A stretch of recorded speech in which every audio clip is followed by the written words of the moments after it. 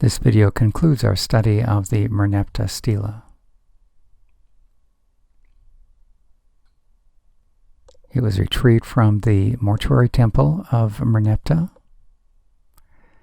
by Sir Flinders Petrie in 1896. Here we are able to read some of his entries concerning that excavation. The yellow highlighted material here indicates his discovery that materials that he first thought were all part of an extended Amenhotep III temple actually belonged to a separate temple dedicated to Merneptah.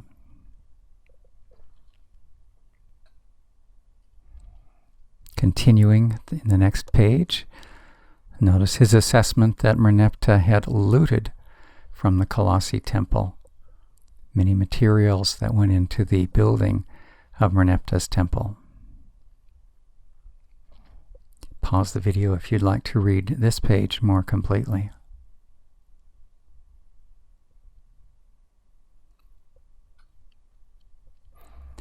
We're jumping from page 26 to page 30.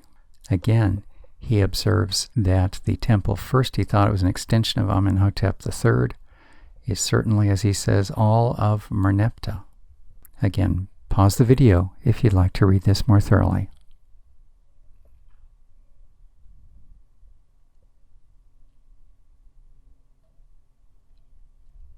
And now jumping from page 30 to page 33, which you'll see is dated 15 February of 1896. First, he talks about a stele of Amenhotep that's of limestone, about 6.5 feet by 3.5 feet, broken in 3 pieces. And then in the yellow highlighted paragraph, he describes what he calls a huge stele of the toughest, close-grained black granite, quite perfect. It is 10 foot 3 inches high, 5 foot 5 inches wide, and 14 inches thick. Weighed about 5 tons. It was originally cut by Amenhotep III, recording in 31 lines his works for the Amun temple and his tributaries. Akhenaten erased, that means chiseled out, all the account of Amun and the figures of the god, but Seti I, and you'll find this generally spelled S-E-T-I, re-engraved all the defaced parts.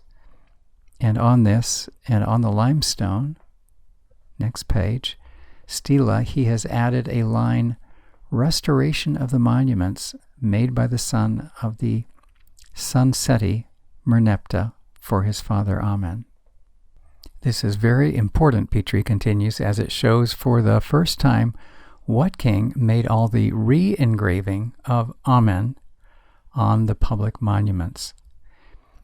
I trust you're tracking with this. There came periods of time when certain rulers would have a change of religion or an intentional desire to downplay a predecessor, so they would chisel out some of those offending or competing parts. And now we see that Seti restored them. Continuing on, then on the other side of this great stele, that is the Amenhotep III stele, Merneptah has cut a long inscription of his own. This I have not yet looked over, as it can only be seen a few inches from one's nose as one lies under the stone, but I must copy it soon. So this indicates what was alluded to earlier. The slab was positioned at excavation with Amenhotep III's material facing up, easy to read, and facing down, evidently on some crossbars, maybe like railroad ties, just a narrow crawl space, actually, allowing the archaeologists to slide under and look up at very close proximity from their nose what was the inscription by Merneptah. So at this point, February 15, he has not had time to decipher it. What is the significance of this inscription for biblical studies? It's extremely significant because it provides the oldest mention of Israel, written mention of Israel as a nation, appearing outside the biblical materials.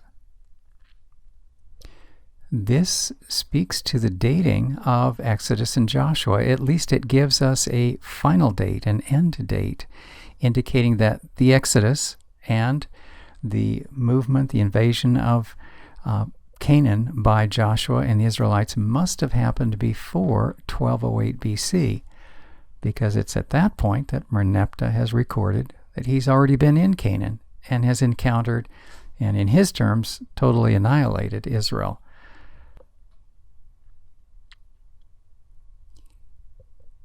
You might be interested to know that as readers of the Bible and scholars assess the various possibilities, there is an early date for the Exodus, followed by the conquest, middle date, and then a late date.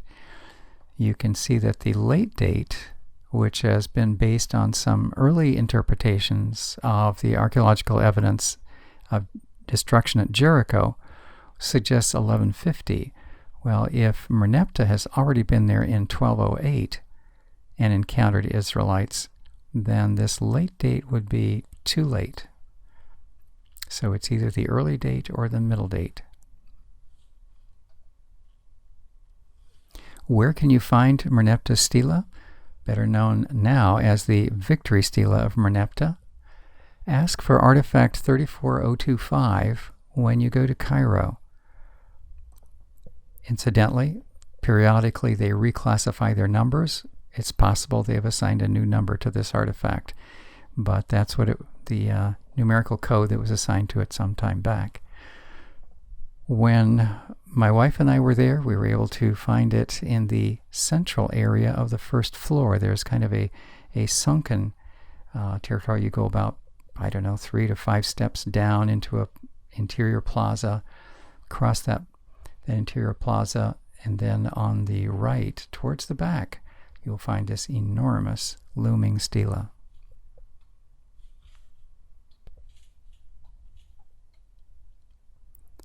Here are resources that I found helpful when assembling this lecture.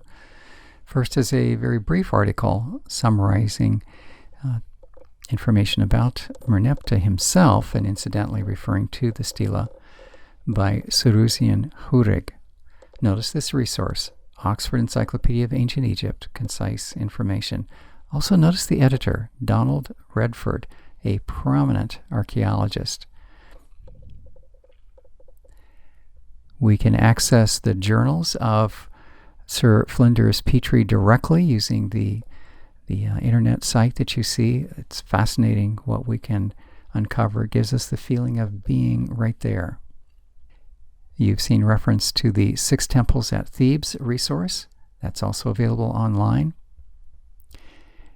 James Pritchard has edited Ancient Near Eastern Texts, which is a very standard go-to resource if you want rapid access to the actual translations of a multitude of texts that do have pertinence for the Old Testament.